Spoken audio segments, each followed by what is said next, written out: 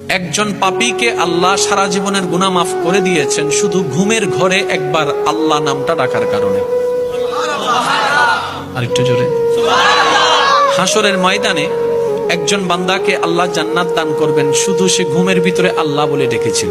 তো ফেরেশতা জিজ্ঞেস করবে, ইয়া রাব্বে কারীম, সে তো যে আমলটার কারণে তুমি তাকে জান্নাত দিচ্ছ, এত গুনার উপর ভারী করে যে নেক আমলটাকে বানিয়েছো তুমি, আল্লাহ সেই আমলটা হচ্ছে তোমার নাম ডেকেছে, আর তোমার নামটা তো সে স্ব ইচ্ছায় ডাকেনি, ঘুমের মধ্যে ডেকেছে, ঘুমের মধ্যে ডেকেছে, ঘুমের ঘরে ডেকেছে।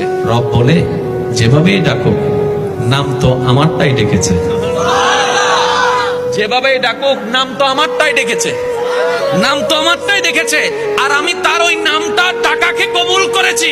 ও ফেরেশতা, এক পাল্লায় সেই নামটার ওজন রাখো, আরেক পাল্লা তার সারা জীবনের গুনাহকে রাখো। সেই দিন হাসরের ময়দানে ওই একটা নাম ডাকাটাই ভারী হয়ে যাবে। সুবহানাল্লাহ।